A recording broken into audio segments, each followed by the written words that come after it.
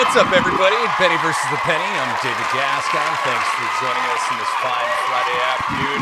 Great week of ball already in week number one. Had a little theatrics in week number two, Thursday night football between the Giants and, of course, the Washington football team. And with more of all that, the big man on campus, Ben Mallow. What's up, man? Yes, David, we're doing things on the fly here. As you can see, everything's messed up. The backgrounds are messed up. Everything's messed up here. We're doing it live. A little delayed. So I'm actually sending out in real time now for the peeps on Facebook. I am sending out a message. I know you're not on Facebook. You don't believe in Facebook, to get people to actually watch the show. Because I've heard the one thing. And so now I've posted the link. But we are off and running again. I had Washington in the game last night, and they did not cover the spread. So I lost that. Even though they won the game, they did not cover the spread. So bad job by them. But a successful beginning of the season. So that is what matters most, a successful start to the season. So let's get into it, shall we? Yeah, shall we get into it? Yes. Let's take a peek and see what you did right, what you did wrong in week number one. It's a good start. Yes. It is not bad. Winning week. Best bets did not go well. Unfortunately, the top 5-star picks took it on the chin there because the New England Patriots gagging at the end. Bad job by them. Bad job by them by far. But you can see the card to this get started here, and we will begin on Benny versus the Penny. We welcome those of you who are into the chat. We're sorry the link was not up. Bad job by us earlier. Yes. I gave you a little bit of time to sleep. Does that count for anything? No, I was awake though. No, I didn't sleep. I was sitting in here, and So anyway, so we'll start with Denver. As you see, Denver 1-0, beat the Giants last week. Jacksonville 0-1, got smoked by the Texans. It's on CBS. Spiro Ditas and Jay Feely have the call on this one. Now the Broncos, the early line on this game was 2.5. That was the original line. And then as the season has played out, the Broncos are now a 6-point favorite on the road at TIAA Bank Field. Thunderstorms, typical Jacksonville weather. It's going to be very hot and humid in Jacksonville. Temperatures will feel like they're around 100 degrees with the humidity and all that. I am taking Jacksonville. I'm actually going to take Jacksonville here. Teddy Bridgewater has the greatest record in the world against the spread. He got off to a nice start. He was as advertised against the Giants. He got the job done there, and that's going to be the formula that Denver follows. The defense held New York to 13 points. Sprinkle in some occasional, surprisingly good plays on offense, and you're off to the races. And you figure the Broncos should do very well. Trevor Lawrence made a lot of mistakes last week. The Jacksonville receiving corps stinks. But the reason I'm taking Jacksonville is the line is way too high. We are, again, positive on the Broncos. They should win the game, but a 6-point road favorite. The original look-ahead line, now we said the line a couple weeks ago was 2.5, projecting ahead. The original look-ahead line was 1.5, and Denver, they've not been this big a favorite on the road, 6 points or more since 2015. The last time the Broncos were favored by this on the road. It's been a few years since this has happened. So you got second game, East Coast, hot weather. I'm gonna make a small play on Jacksonville, like my home underdogs, getting over a field goal, getting 2 field goals in this game. Jacksonville, I expect them to play better, make some adjustments with Urban Meyer. Broncos, your final score. Broncos 24 and the Jags 20. The final score. I'm going to go 2 for 2 in weeks with the Broncos. Penny's going with the Mile High City team. I see the boys are starting to get into the chat there. Now, when you say getting into the chat, do you mean like they're observing or they're just taking shots at how we look? Well, no, of course they're taking shots at how we look. Well, there were some things that were We're messed up. Gordon says, nice to see Dave's green screen is back. I see that. The Windy City. I see Roscoe the Parrot and David. Now, David Corcoran's the guy. He called up last night. You were sleeping, Gascon, but he called up. He's the guy from Florida, Winter Park, Florida, that drove all the way to Boston to hang out for like 2 hours. So, yeah. Did he at least go to Cheers? Did he go to Cheers at least? Like that's the question. I don't know. All right. We'll move on. We're going rat-a-tat-tat, Gascon, right? That's the plan here, rat-a-tat-tat. You want rapid fire style. Yeah. And just full disclosure, as we get into the back end of this card, we have 2 games that are like your picks of the weekend, and those will be highlighted in yellow. Yeah, and I'm due to win both my picks of the weekend. I had a winning week, but as we said in the beginning here, I did not win my best bet. Bad job by me. Bad job by me. All right, next up, Cincinnati. You see it right there on the graphic. Cincinnati at Chicago. The Bengals 1-0. The Bears, hibernating against the Rams last week, 0-1. It's on Fox. Kevin Kugler and Mark Sanchez. The Sanchez is on the broadcast here. The Bears opened up a 4-point favorite. Originally, they are now favored by only 2.5. Sunny in the 80s at Soldier Field at kickoff. I'm taking the Bengals. I'm saying Cincinnati is the right side here, and I think they win the game outright. The Bengals pulled out the win against the Vikings last week, in part because of Dalvin Cook and some mistakes by Minnesota, but it takes a community to get a win when you're the Cincinnati Bengals. But how good did Joe Burrow look? Averaged 9.6 yards per attempt against Minnesota's defense. We saw how bad the Bears defensive backs were. The Rams pillaged the Bears defensive backs last week. And Cincinnati can do something similar here with T. Higgins and Jamar Chase getting open, getting past those defensive backs, and doing somersaults over and over and over again as they get into the end zone. And the other thing to love about this, Cincinnati, they don't have a lot of name brand defensive players. They've had players they've drafted pretty high that were good college players that haven't established themselves as megastars in the NFL. But the Bears' offensive line, I'm about as fast as a dump truck, and I think I could get around one of those tackles for the Bears. They're human turnstiles.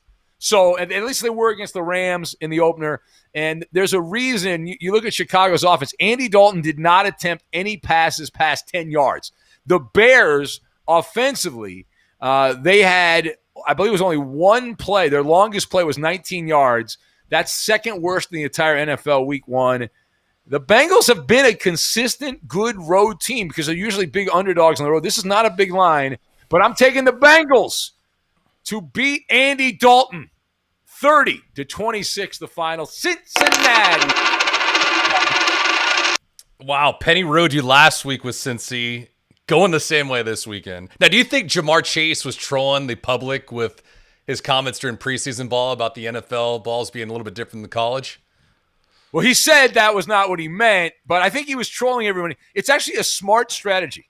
He's an enlightened young grasshopper, Gascon, that he was intentionally dropping passes. That's my theory, that he was intentionally dropping passes because he knew that opposing defenses would be like, this guy can't catch. Let's stay off him. And then now all of a sudden he comes out of the gates and is amazing. Of course, knowing the way this works, he'll go out, Jamar Chase, this weekend at Soldier Field and drop 4 passes. And be like, wait a minute, what happened? Yeah. What happened? All right. By the way, just Josh has said I have the official hat on. You do. You're like the Rob Lowe of the Fox Sports Radio Network. That's an outdated take. That's several years old. I wear this. I've been wearing this hat for multiple years now, so it's my hat. I'm taking ownership. You guys, you can at least say that you guys are aging the same way too, right? Like you're not showing your age. I don't know about that. I need to trim the beard. All right, next up, moving on, Gascon. Rat-a-tat-tat. Houston. You see the next game there on the board. Houston and Cleveland. It's on CBS with Greg Gumbel and Adam Archuleta. Now, the Browns opened up a 13-point favorite, and they are a 13.5-point favorite at First Energy Stadium in Cleveland. It is in the high 70s, the forecast at kickoff in Cleveland. I am going to do the unthinkable, the unimaginable. I am taking the Texans. I was on Jacksonville last week, and I have seen the light. I am taking the Texans. Now, the main reason I'm taking the Texans is the point spread. I'm not going to lie to you. I think the Texans blow. I think they suck. But you're getting almost 2 touchdowns. You got to take the 2 touchdowns. Everyone they play this season will have more talent than them, the Texans. And that was the case last week. I think Jacksonville has more talent. But Tyrod Taylor is an average quarterback, and you can hang around. You can hang around. There's going to be a lot of garbage time. Baker Mayfield committed football malpractice late in that game last week. I know your guy, Colin Cowherd, was very happy about that, Gascon, that he gagged at the end of the game.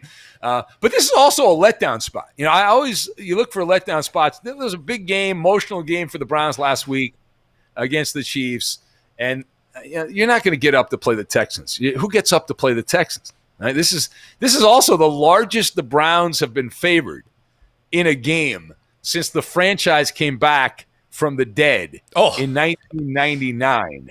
So that's now the Browns are going to be leading, so it's game management, it's load management, having the opportunity to control the flow with the running game and all that. But too many points. Anytime you can get over double digits, you got to take that. So I will take the Browns 31 and the Houston Texans 20. Penny's also going with the Houston Texans this one. Too much chalk. Too much chalk to get Baker Mayfield. The problem here is usually these things even out pretty quickly. That last week, if you just bet underdogs, including the game on Thursday, which I'm usually an underdog player, all things being equal, I'll take the underdog. But the underdog better so far this season, 13-4 against the spread. And which is kind of interesting because I don't think that home field advantage had a huge impact in the first handful of games in week number 1. Do you? No, I don't either. I'm not a big home field advantage guy. I'm not. Yeah. Other than the altitude, or if you're playing in really hot weather and you're not used to that, those kind of things. But as far as like a generic stadium, I don't buy it. I don't buy it. Let's see here. Gordon says Benny sounds like he's about to break his fast with his rapid pace. Gordy, I've been poked along here to go faster. I'm not going to say that. I don't know who wants me to go faster, but somebody wants me to go. What's your time right now on your fast anyway? Are you in the middle of it, or have you broken it already? You want to go to the phone? I'll go to the phone. Hold on a sec here. This is go real time. I'm going to go to the phone here. Hold on a sec. I have an app on my phone that I use. We're going live to Ben Maller's phone. If you'd like that number, you can give me a follow on Twitter, and I could DM you the number. You want to give my number out? I'm at 44 hours and 6 minutes. Oh my! You got 4 more hours, so you get to 2 days. Yeah, that's true. I'm this close. I got to go for the full 48. I got not the first 48, the full 48. And the worst is when I get really high up my numbers on the fast. I get up to like 68 hours, and then I want to make it 72. Yeah. And my wife will say, "No, you gotta eat a cheeseburger or something like that." So, I don't know.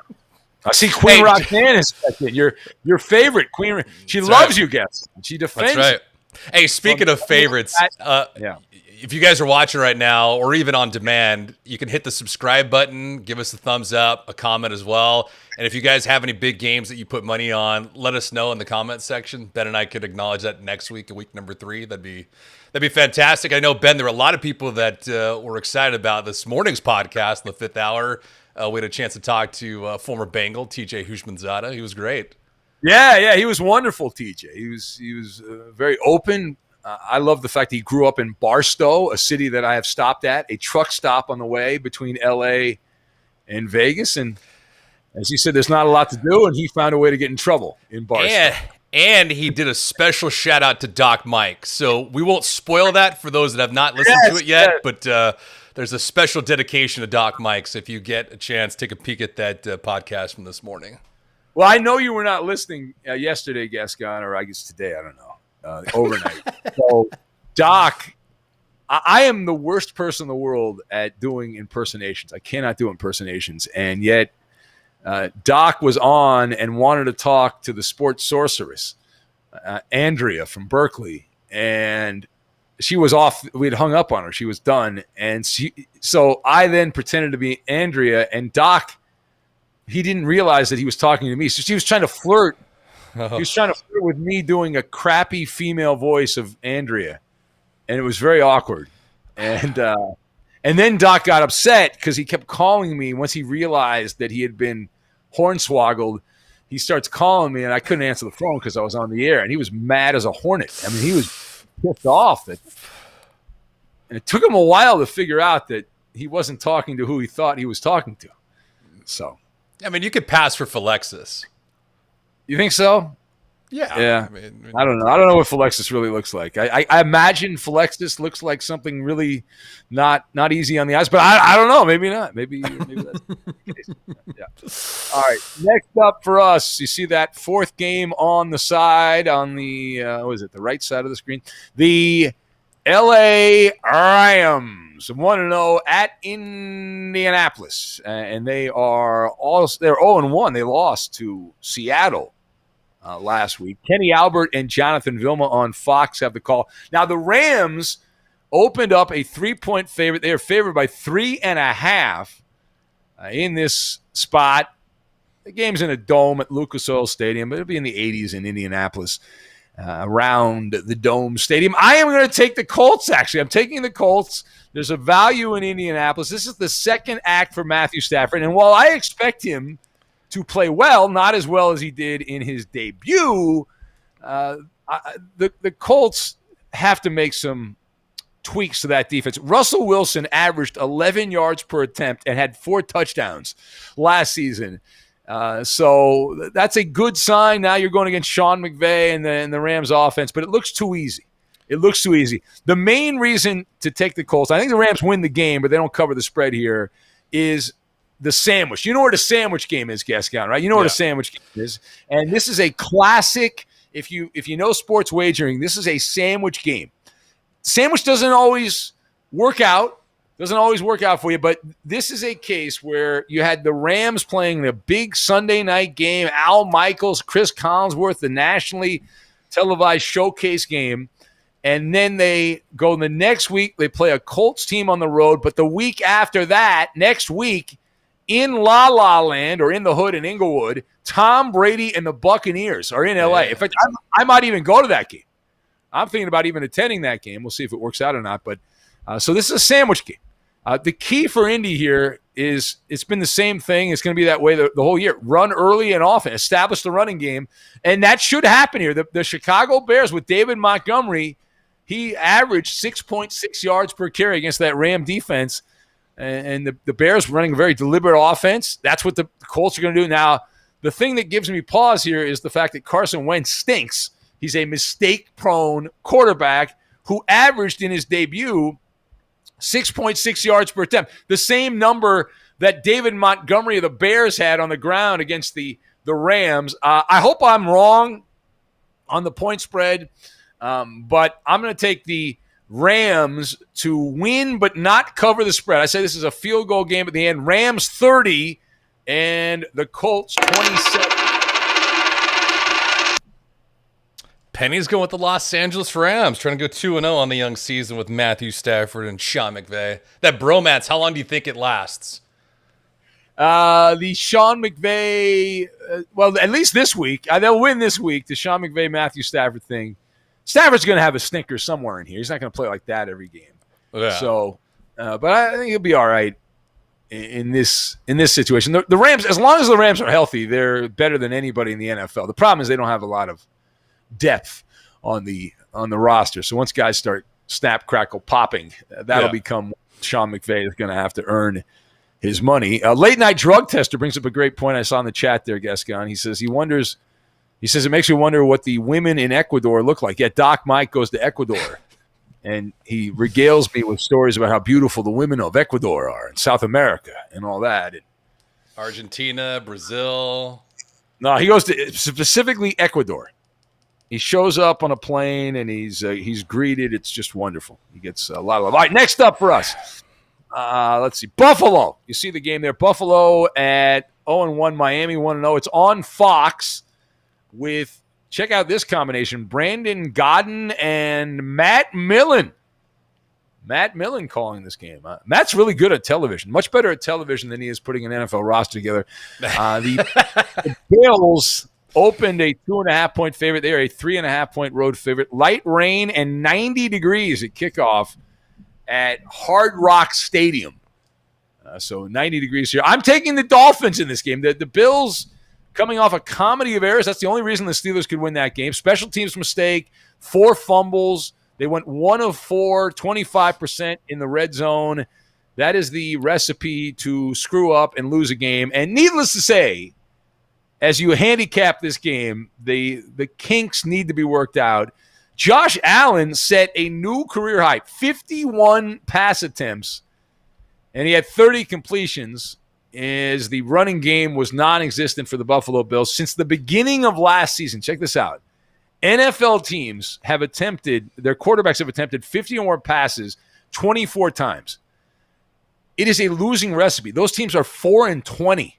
4-20 is the record when you attempt 50 or more passes. So that sweet spot, which could be over 40, but once you get to 50, it becomes problematic. That's what the analytics say.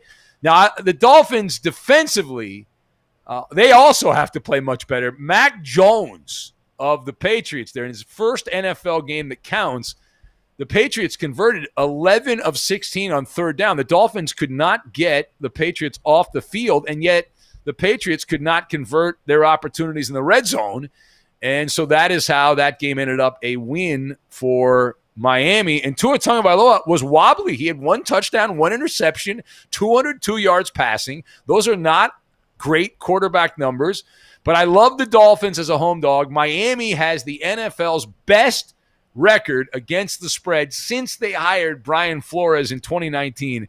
They are 21-12 against the spread. That's a .636 winning percentage. They won last week. And I say that continues, that is not in the past. Buffalo 24 and Miami 23. Penny's going with the Buffalo Bills in this one.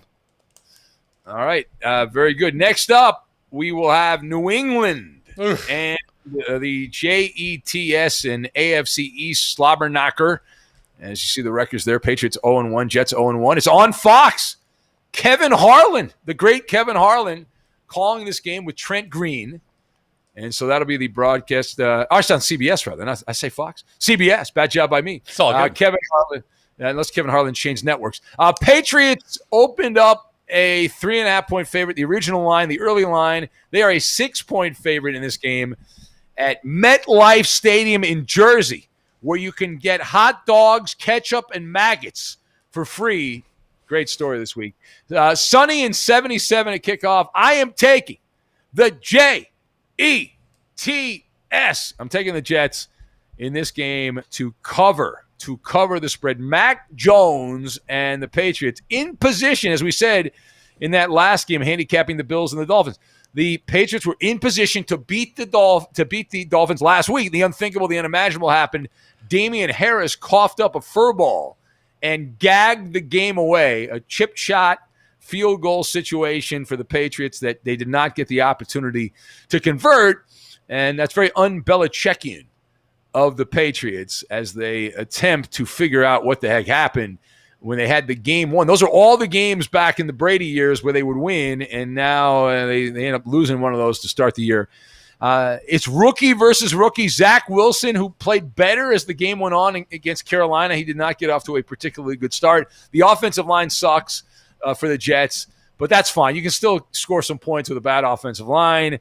I'm just uncomfortable laying 6 points with Mac Jones and the Patriots. I'm pretty good defensively. That's a big number on the road. So the Patriots will win the game. But when you're getting around a touchdown, normally if it's a touchdown or more, you always take the points. But this is close to a touchdown. It's both teams feeling out the early part of the season. These are not the old Jets. These are Robert Saleh's Jets and Zach Wilson's Jets. They don't realize they suck yet. They will soon. But Patriots win but don't cover. Patriots 26, Jets 23. Oh, Penny's taking the points and going with New England. That's a lot of points to lay down there. That's right. A lot of points. I see Roscoe the Parrot and David in Florida. They're a little behind here. It says Roscoe the Parrot said, Rams become the Lambs. Take the Colts and the +4. All right. Well, yeah, I picked the Colts too, but I have the Rams winning. You play to win the game. Late night drug tester Pats and Jets are so bad. Nobody wants to comment on this game. Yeah. I think the Patriots are going to be good in a year or two if Mac Jones continues to throw the ball well. Well, I think the Patriots will be good by the middle part of the year. I'm not sure about the early first 6 or 7 games are a little dicey.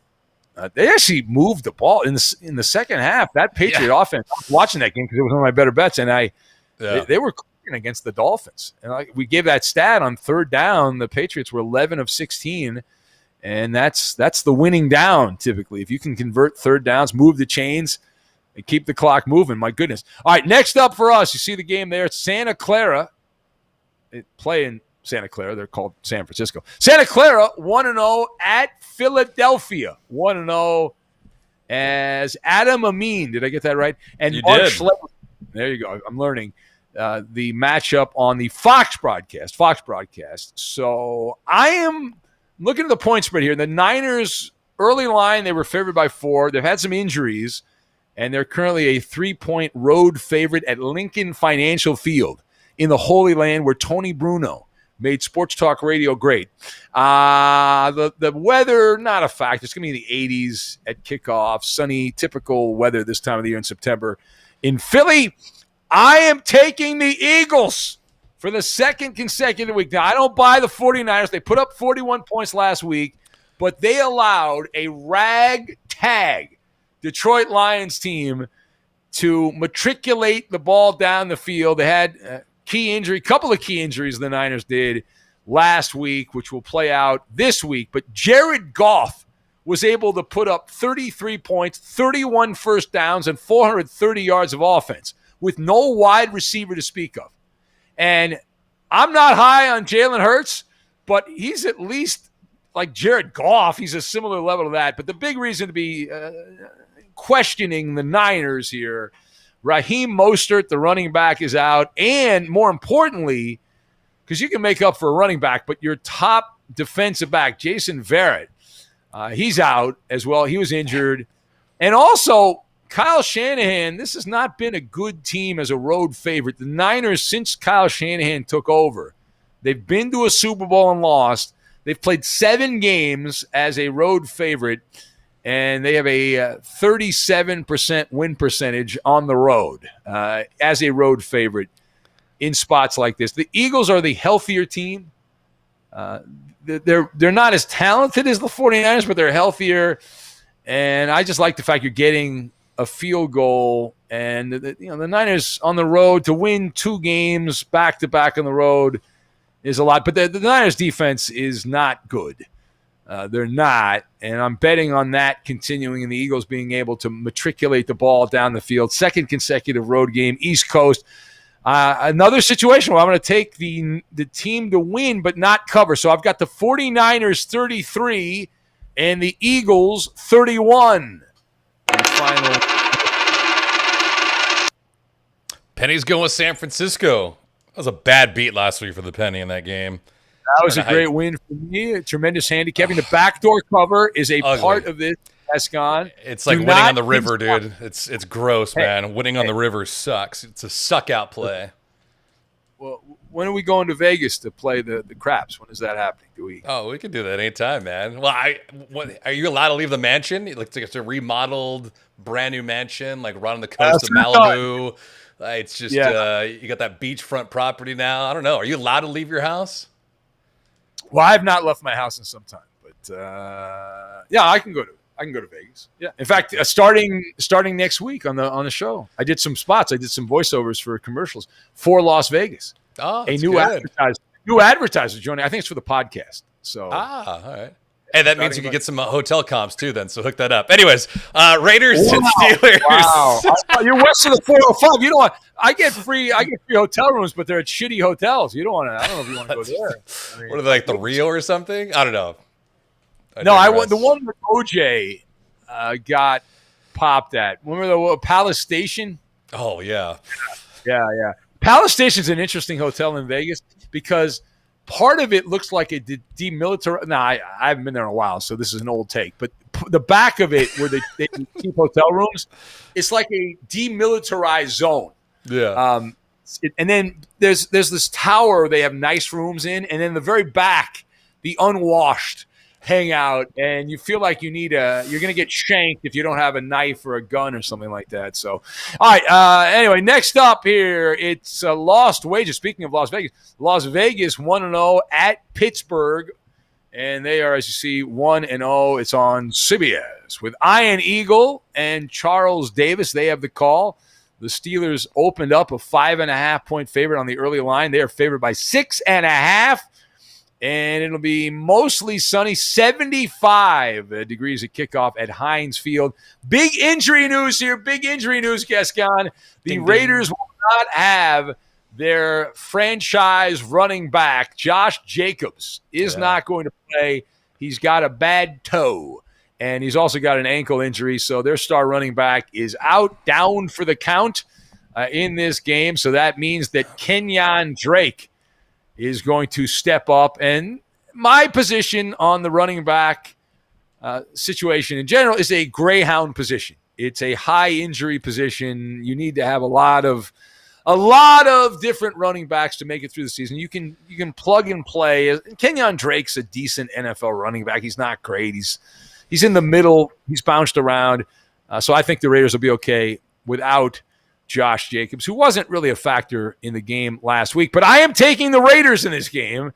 I am taking Las Vegas here for the Raiders. They're coming off an emotional winning the Monday night game, beating Lamar Jackson and the Ravens. Now it's right back to work. It's a short week. The offense starts and stops with Darren Waller.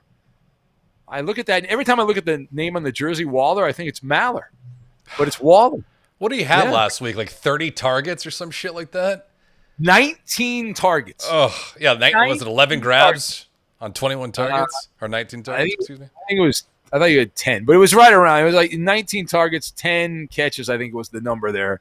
So this is the key. Listen, Pittsburgh defensively pretty good. If they can contain Darren Waller, they will absolutely handcuff Derek Carr.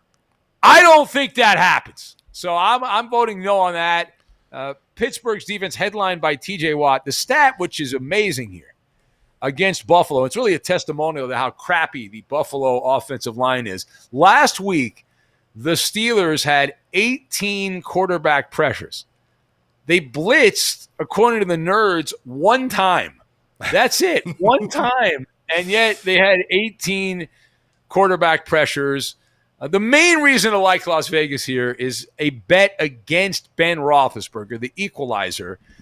And he is a noodle arm at this point. And even in the comeback last week, people say, well, Roethlisberger led the Steelers back. It was really the defense and special team mistake by Buffalo in inopportune drives by the Bills where they made the big mistake on third down. They'd screw it up.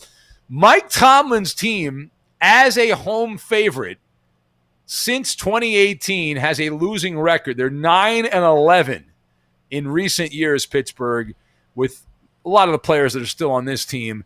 So another case where the Steelers win the game. That's too many points. You're getting almost a touchdown at the 6.5, and shop around for that line. I'll take the Steelers to win it, but the Raiders to cover. Steelers 27, Raiders 24.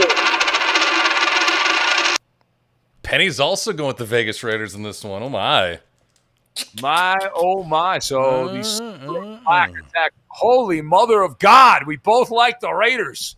Coming dangerous. That's not dangerous. It is. You're a Bronco apologist, so you despise the Raiders. I don't know what you're talking about. The Penny is you're not neutral. Right down the middle. So it's a lot. That's a lot. We got your game of the week on this slate, and that's a great game. Probably the game of the weekend now. The next game there on the board, yeah. Not the next one, but I mean on this slate of games, Dallas and Los Angeles, the Chargers. Oh yeah, that is one of my best bets there. Yeah. Just trying to see what the boys are doing in the chat. Late Night Drug Tester says Philly Rob smiling from above with that pick. Yeah, Fly, Eagles, fly. Rest in peace, Philly Rob. Good guy. We miss Philly Rob. We still play his soundbite from time to time. It's in the rotation of goofy soundbites that we play on the show. Don't roll your eyes at me and snicker. I'm not rolling my eyes. It's sad. It's not sad. Why is it sad?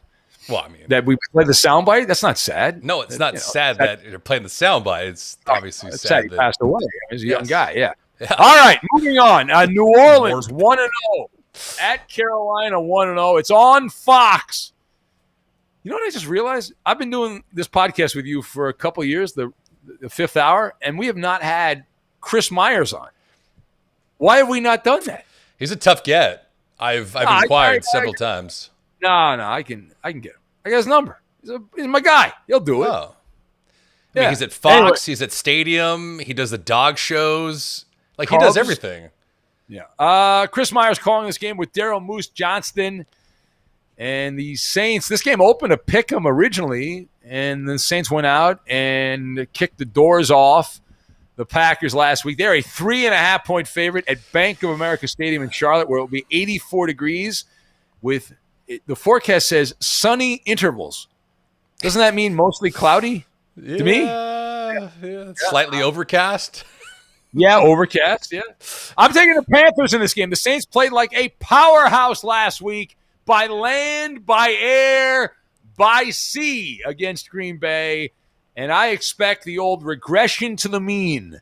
The public is betting New Orleans. The Sharps are betting on Carolina. I like to be on the side of the Sharps. And this is a letdown spot. You look at the psychological side of gambling, which I like to dabble in from time to time. That was a big game for the Saints. New quarterback, starting the post-Drew Brees era. It was on Fox, but it was not just your standard Fox game. That had Joe Buck, and it had Troy Aikman. You were going against the MVP, the reigning MVP, Aaron Rodgers. This week, while it is a divisional game, and divisional games are important, it's a letdown spot. You're not going to get up to play the Carolina Panthers and Sam Darnold. Are you kidding me? Jameis Winston, here's a fun fact. He is on pace after that 5-touchdown game last week to have 85 touchdown passes and 0 interceptions. Can he do it again? Can he play a clean game again? Of course, he's not going to have 5 touchdowns in this game. We know that. Sean Payton's team, even with that win last week, since 2013 in weeks 1 and 2, they are 3-14 against the spread. That's a 176 winning percentage. And yeah, they got the win last week, but are they going to make it 2 in a row? I say no, and I'm riding Christian McCaffrey and Carolina. I was on the Jets last week, and the Jets had a shot at 2-point conversion. I would have been okay in that game last week. They didn't convert it. Yeah. But Christian McCaffrey is going to have around 200 yards, maybe even more than that. Saints have a better defense, obviously, than the Jets. But New Orleans is dinged up on defense. They've got some guys out. The war of attrition already kicking in. You're getting a Carolina team at home against a Saints team, as we said, in a traditional letdown spot, coming off a big blowout win. Everyone's been kissing the Saints' ass the last couple of days. I'm going to take Carolina. They win this game outright. Shocker. The Carolina Panthers are 2-0 after they. That's good. Petty's going with the Carolina Panthers, too. Oh, my. That's a division game, too, right? We agree. Late Night Drug Tester says Sam Darnold will gift the Saints a win like Rodgers. Oh, boy. No, it's a bad take. That's a bad Pass take. for less than 150 yards in that game and 5 touchdowns. It's the dumbest shit I've seen. Now, Queen Roxanne is recommending Gascon. She says Christmas in Vegas. Broncos versus Raiders the day after. That'd be good. I think that's more for you than it is for me, Gascon. I think that's more for you than it is for me. I like the invitation. Have her set up an Evite, and I will accept gladly. Reservations for 2. Does she have to buy a ticket to the Bronco game with the Raiders as well, or? Yeah. Remember, before COVID started, Gascon, we had planned to go to the NFL draft. Yeah. Eddie didn't want to do it, and Coop. I don't think Coop was going to do it, and Roberto. But I was going to go to Vegas, and we were going to have a big draft party. And I remember how upset everyone was when they shut everything down, and we said we weren't going, and they're like, "Oh, you bastards! Yeah. You're not going. How dare you?" But I do need a Vegas getaway. I do. Hey, maybe you can get credentialed for the Super Bowl and attend that. Well, that's in L.A. That's what I'm saying. Yeah. I'm going to go no on that. I'm going to go no credential for the Super Bowl. My man, we need you to hold down the fort, my man. All Listen, right. I'm foaming at the mouth for this game. It's a beauty right now coming up in the desert. Yeah, it is, because this is where Vegas gets all their money back. Minnesota 0-1. You see it right there. Arizona 1-0. It's on the big board here. It's on Fox as well. Gus Johnson, the rare and appropriate NFL game with Aqib Talib. As Arizona, the early line on this was 2.5. Arizona now favored by 3.5 at the Dome, State Farm Stadium. 99 degrees. It's cooling off in the Valley of the Sun in Glendale, Arizona. I am taking the Vikings. The Purple People Eaters will get her done this week. Minnesota did the unimaginable. As we know, guys, you never are allowed to lose to the Bengals to start the year. That was insubordination by the Vikings. It continues a recent trend now of slow starts. The Vikings have lost 5 straight games in September, dating back to 2019. Now, that being said, historically, since Mike Zimmer took over, the Vikings have covered 60% of their games as an underdog. With all the different players and all the different quarterbacks, they've been very consistent as a dog, whether they're home or on the road. And Kirk Cousins, the much maligned Kirk Cousins, the media out to bury this guy because of COVID and his belief he doesn't want to take the vaccine. But he had a solid start to the season, 351 yards, 2 touchdowns. That's about as well as Cousins can play. And people are overreacting to the loss, and I'll tell you why. Because Dalvin Cook handed the game to Cincinnati on a silver platter. People didn't watch the game. They don't know what I'm talking about. But go back and look it up. And so on the other side for Arizona, was that a fluke? I say yes. What happened last week? The Titans were not ready to play.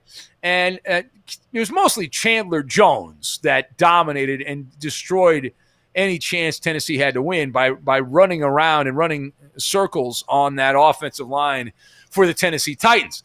And so I expect a regression to the mean in this game for both Chandler Jones and Alligator Arms Murray. Remember, extreme outcomes are followed by more moderate ones. This is how Vegas takes a lot of money from dumb people, because dumb people think, well, Arizona won by a lot of points against a better Titans team, so they're going to come back and win again. No! That's a sucker's play on that. The right side of this game is on the side of purple. Dalvin Cook, who is going to have a big game. Everyone's going to be saying, what happened? Derrick Henry only had 58 yards last week. How could Dalvin Cook run wild against Arizona? Bigger ground game here. Murray, he plays fast and loose, alligator arms with the ball. Couple of mistakes, fumble, interception. Minnesota capitalized. This is a track meet game. Vikings 36 and the Cardinals 33. Well, you have them losing outright. Penny's got Arizona. What the fuck's wrong with you? Did you watch that game last week? They torched Tennessee. Yeah. That's from pillar to post. I watched the game. Let me tell you, that was on Tennessee. And that was they went AWOL. I don't know why they went AWOL. They went AWOL. That had nothing to do with Arizona. Any team in the NFL would have won that game in a rout. And here you are singing the praises of the guy that rides the short bus. Bad job by you. They couldn't tackle him. They couldn't sack him in the backfield. Hopkins was open numerous times, so was Christian Kirk. And then, obviously, 6 sacks in that ballgame against Tannehill. They dominated that game from pillar to post. It wasn't like all of a sudden Tennessee wasn't ready to play. Hey, let me tell you something. Stats tell you what has happened. They don't tell you what's going to happen. Oh, you make me sick. Great Dick Stockton taught me that. Professor Dick. Dick Stockton taught me that. All right, next up, Atlanta at Tampa Bay. It's on Fox. You better watch Kevin Burkhardt and Greg Olsen. Well, I have one of the great stories of all time about Greg Olsen. We don't have time to tell it here because you want me to hurry up, guest count, but I have a great Greg Olsen story. Remind me for the podcast. I'll have to tell that Greg Olsen story. Anyway, the Buccaneers, the early line on this, Bucs were a 10.5-point favorite. They are currently favored by 13 points on this. The money somewhat even on this particular game at Raymond James Stadium. Thunderstorms on the forecast, 84 degrees.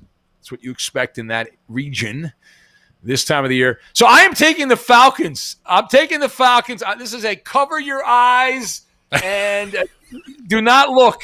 Do not look. And the Falcons were horrific against the Eagles. We talked about that game a little bit when we talked about the Eagles. They essentially went in the swimming pool. You know when you put a kid in the pool and the kid doesn't realize they're not supposed to urinate in the pool and they pee in the pool. The Falcons peed in the pool against the Eagles.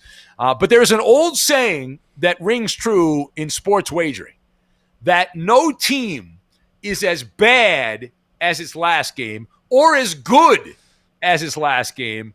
And you got to stay in the moment. And in this particular moment, I expect a much better performance by Matty Ice. He was horrific in the Falcons as they work out the kinks they have in that team. But Ryan was not only a quarterback, he was miserable. And the Cowboys showed that you can move the ball against the Bucs defense. This is not the 1985 Chicago Bears. Dallas had 30 first downs, 451 yards of offense. The Bucs were a mistake-prone, shoddy team with all the penalties. And so there's opportunity here for Atlanta, and you also have the backdoor cover, which is important. But I have a hard and fast rule here, Gascon, when it comes to this kind of thing. Anytime you get over 7 points in a divisional game, what do I always say? You've been with me a couple of years. What do I always say? Take the dog. Yeah, you don't ask any questions. You take the points. Historically, through all the different generations of players, the number, if it's 7 or more in a divisional game, you are going to win many more times than you lose. But this is also another psychological angle to the game to bet against Tampa. They played a big game, opened the season, mini bye week, Dallas Cowboys, America's team. It was on Thursday Night Football, the championship hangover celebration, Al Michaels, rah-rah, Chris Collinsworth and all that.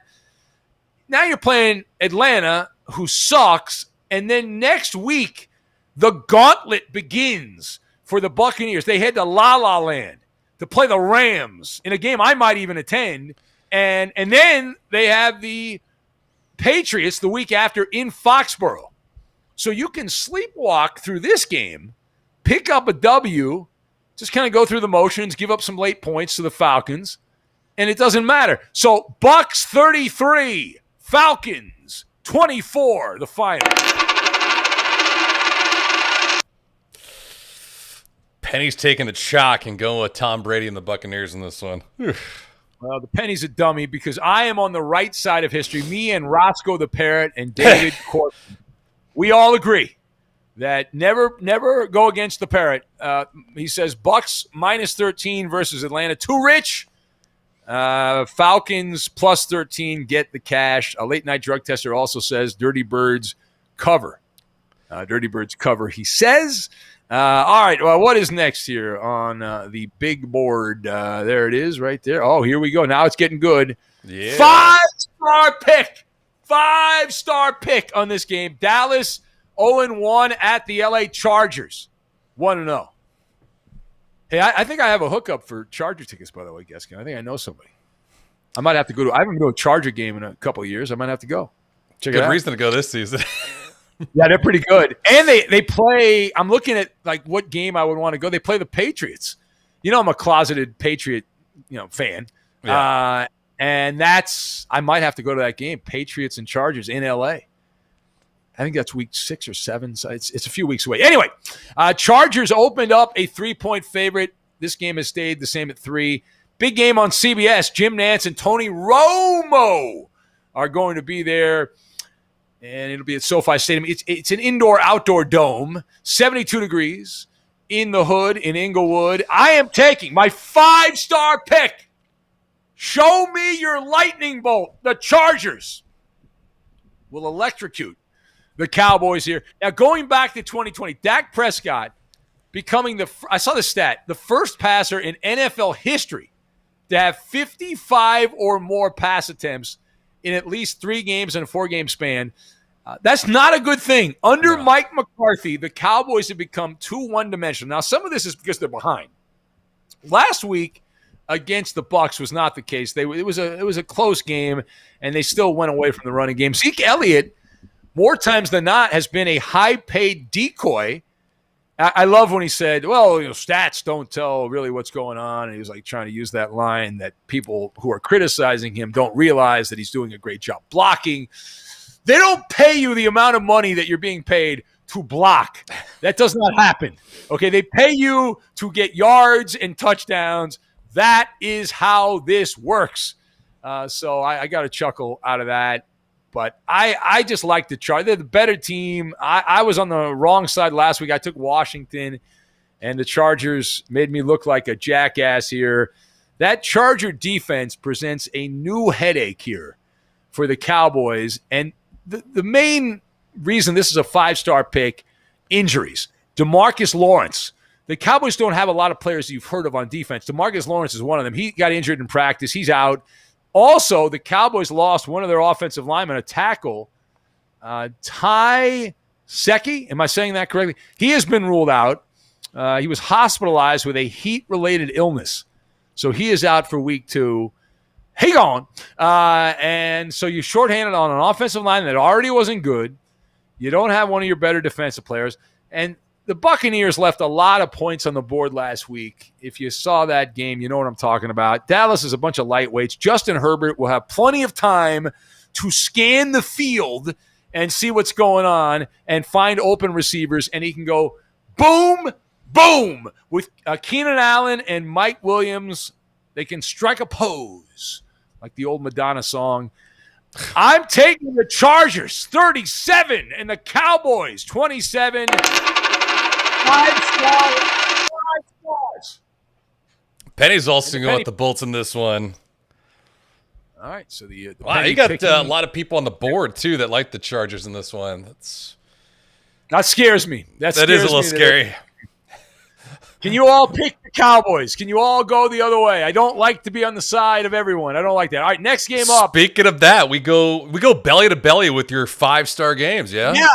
Back to back, and It's Tennessee 0-1 at Seattle 1-0. It's on CBS with Andrew Catalan and James Lofton. It is a 5-star pick of the week. Bet the mortgage, you shouldn't do that unless you're an idiot. The Seahawks opened a 3.5-point favorite on the early line. They are favored by 6, so almost a touchdown favorite. I love Seattle. I love the weather in Seattle. Yeah. I like the views, the skyline, the city. Some of the people I don't care for in Seattle. But at Lumen Field, I am taking 61 degrees, light rain, 5-star pick. Remember the Titans. Remember the Titans. That's the pick. Now, last week was an emasculating loss for Tennessee. The public is overreacting. They were not ready to play. They hit the snooze alarm is what they did here. And the golden rule again, what did I just say a few minutes ago here? No team is as bad as its last game. In fact, you like betting on teams coming off bad games because that is an opportunity to have a come-to-Jesus moment, in this case for Mike Vrabel's team, to prove they're not frauds and to show up and win a game on the road in Seattle. You're getting a lot of value here. You're getting a lot of value. Tennessee off a humiliation situation. Derrick Henry will be immeasurably better in this spot. And I expect a more disciplined Tennessee team. They were sloppy last week against Arizona. They gave that game away. And the Titans, what they've got to do here, get that running game going. It obviously opens up and jumpstarts what I call the murder hornets of the NFL, A.J. Brown and Julio Jones. Unfortunately for Tennessee, last week they lost their stinger, but they'll get their stingers back with A.J. Brown and Julio Jones. And a happy birthday to Pete Carroll. We had one of my favorite Who Am I games of the week. You were not listening, Gascon, but it was who has the most wins in NFL history past the age of 70. Oh. Pete Carroll just turned 70. Do you know the answer to that? Because I know you were not listening. I do not, obviously. Who is it? Who do you think it is? It's got to be Pete Carroll. No, I don't know. I would say Chuck Noll. No, it's the guy that coached the Buffalo Bills, Marv Levy. Marv Levy off 90. What did you say the other day? 96 years of age. Yeah, still very much alive. We got to track him down. Yeah. I'm sure he wants to do a podcast at age 96. Anyway, listen, Pete Ack's younger than 90% of NFL coaches. Yeah. That's one of my life goals is to be like, if I can, live a long life and be like Pete and not be an old codger. Hold on. Two things. What? One, he's an extrovert. You're an introvert. Two, That's he goes to work. You don't go to work. Like he's out there. He's like engaging with his colleagues. Like he's just out and about. Like you're in your little compound, like not going out to the masses. Two different individuals. No, I have a studio. So maybe someday I'll let you in. This is a first class studio now. I have podcasting over here. Yeah. I have commercial radio over here. I've got a bunch of lights and crap in here. And there's a lot of stuff. There's a lot of things, gadgets, a lot of gadgets I've acquired in the studio now. This is not the amateur studio that I had before. Remember last year, half the time we were doing Benny versus the Penny, nobody could hear a word I was saying. Remember that? How many times did the Gremlins attack last year? Yeah, a lot. It was probably a better thing anyway because the Penny kicked your ass last season. So anyways. All right, let's get to the pick here. So Russell Wilson be running around like a banshee again. Seahawks offensive line's got some issues. The revamped offensive line, they have two of their key offensive line. A guy named Damian Lewis, a starting left guard, a backup tackle, Jamarco Jones, both on the injury report. The Tennessee Titans win in Seattle, a pit of vipers. Titans 27, Seahawks 26, a 5-star. Penny is also tailing you on this one, no pun intended. Go with the Tennessee Titans.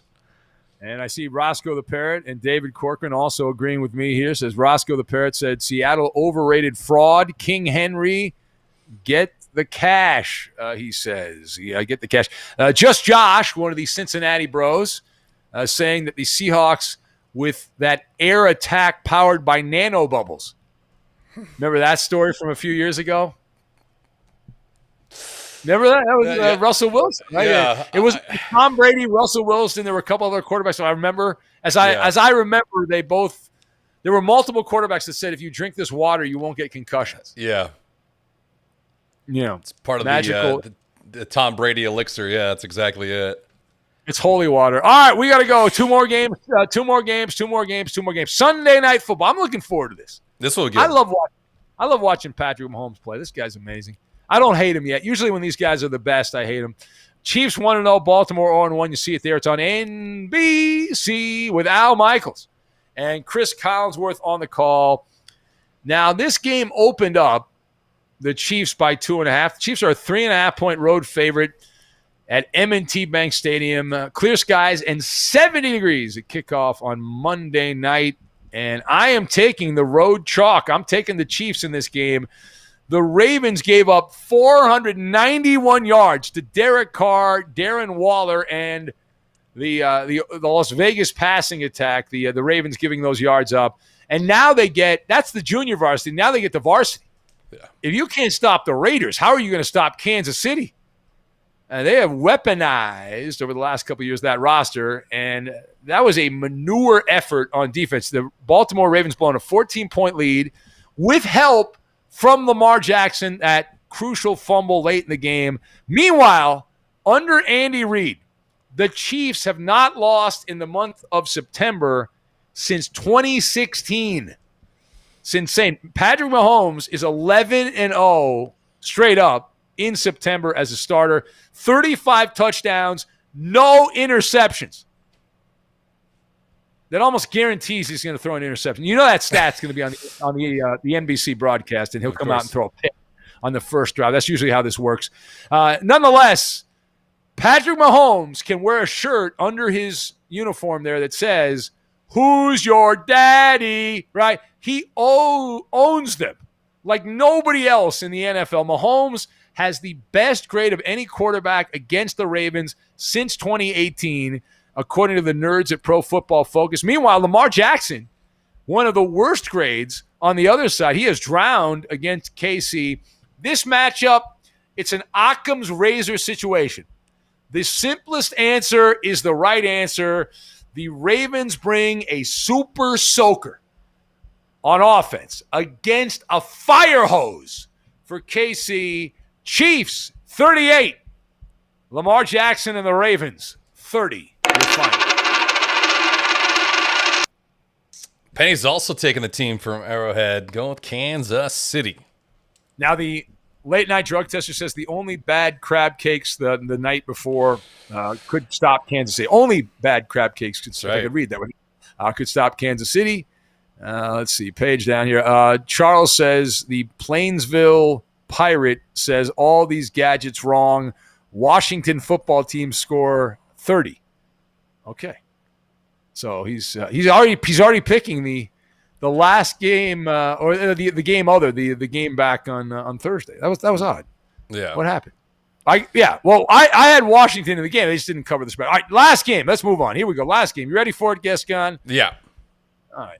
By the way, I think I'm on time Maller. Considering where we started, I think I'm on time Maller. Yeah, you are. Monday Night Football, Detroit 0-1 at Green Bay 0-1. It's on ESPN with Steve Levy, Brian Griese, and Louis Riddick. And the Packers, they opened up a 10-point favorite. They are favored by 11.5 in this situation. And I am taking the Lions. I'm taking the Lions plus the point here. Partly cloudy, 73 at Lambeau Field. Just down the road from my brother's Maller Mansion in Appleton, Wisconsin. I got to get to Lambeau. So I haven't visited my brother in Appleton. I haven't been there. I've been to Wisconsin. I've been to Milwaukee. I've not been to Appleton. But I got to go because my brother lives there. And I'm going to try to go on a weekend I can see a Packer game. Double dip, shall we say. Anyway, I'm picking the Lions here. The Packers look like they were zombies against the Saints last week. They will obviously rebound. They win this game, but there's no way on God's green earth that you can go with Green Bay as a double-digit favorite to cover that number. Anytime you get over a touchdown, as we always say in a divisional game, you don't ask questions, you take points. Lions are a sneaky good pick for the backdoor cover. They got it last week against the Niners. And Dan Campbell, the coach, he's not going to roll over and start running the ball and play boring football when they fall behind. The Lions are going to be behind most games. And Jared Goff sucks. He blows. But when you're playing soft coverage, which teams often do when they have a big lead, you can rack up stats. Detroit was second last week in the NFL. We had 7 plays of 20-plus yards against the Niners. They were second, tied for second with the most passes, 6 passes of 20-plus air yards. Aaron Rodgers is going to play much better. The Packers will come out. I expect them to have the lead rather early in this game. But the backdoor cover, getting double digits, that is the gift of the gods. Packers, 33. Lions, 23. Ooh, Penny's going with the Packers in this one. The home team. Penny picks the Packers. All right. We'll put the baby to bed. We've got podcasts all weekend, Gascon, over on Yes. Thumbs up, reviews. We need all of it, please. Yes. And we have many more people that end up watching this whenever they want, which is the great thing about YouTube. You can go back and watch it. You probably should watch it before the games on Sunday. Although I am reminded, Gascon, that many people like to go back on Monday or Tuesday and watch the picks to then mock me and goof on me when I get things wrong. So, well, you had 10 out of 16 last week. Who did you have for Thursday night? I'm 0 for 1. I had Washington. As I said, I had Washington. I had them minus the 3. They only won by a point.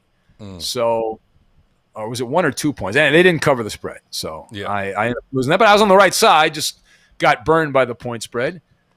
And so that happened then. Anyway, have a great weekend, and thank you all. We'll do this. The plan is, Gascon, until further notice, every week at the same time, same bat time, same bat station. That's right. Don't forget, subscribe, like, review, rate the whole 9 yards. We really would appreciate it. Yeah, and not just this, also the 5th Hour podcast. Yeah, I know a lot of you double dip on that, and so check that out. We need positive reviews, and tell your friends. You want your grandparents or aunts and uncles that don't know how to use their smartphone to download the podcast automatically, have them watch this as well. I don't know how to set that up on YouTube. I'm sure there's a way to do it. Anyway, have a great weekend, and we'll catch you on that podcast. TJ Houshmandzadeh, one of the great names.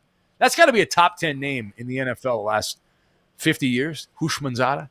Yeah, like I would say Major Applewhite's probably up there, and yeah, TJ. Ben Well. Jarvis, Green Ellis. Yeah. Right, he's there. Clinton Dix is an all-time name. Safety. All right, we got to get out of here. All right, we'll get out of here. Take care.